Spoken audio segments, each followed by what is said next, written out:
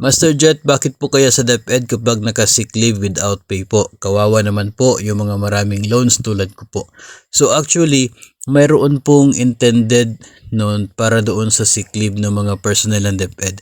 Kung ikaw po ay teacher, yung service credits po na naiipon ninyo coming from your service, kapag may mga activities sa DepEd during weekends, during holidays, at maging doon na rin po sa kapag mayroong election, NLC, brigada eskwela, ganyan po.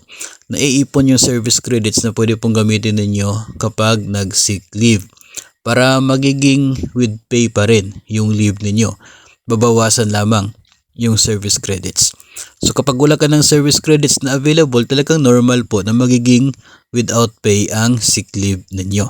Even with the non-teaching personnel and doon po sa other agencies ng gobyerno, meron po silang sick leave credits na nakukuha.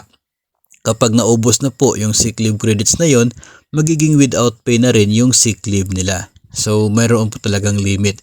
Depende po talaga sa available na pwede po natin gamitin.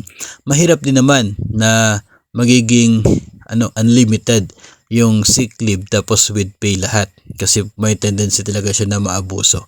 So dapat aware tayo kung ano po kung ano at kung saan kinukuha yung pwede po natin magagamit for the sick leave para magiging with pay pa rin, para gamitin lamang natin for legitimate na talagang nagkakasakit tayo at hindi tayo makakapagpunta sa atin pong station to perform our duties and responsibilities.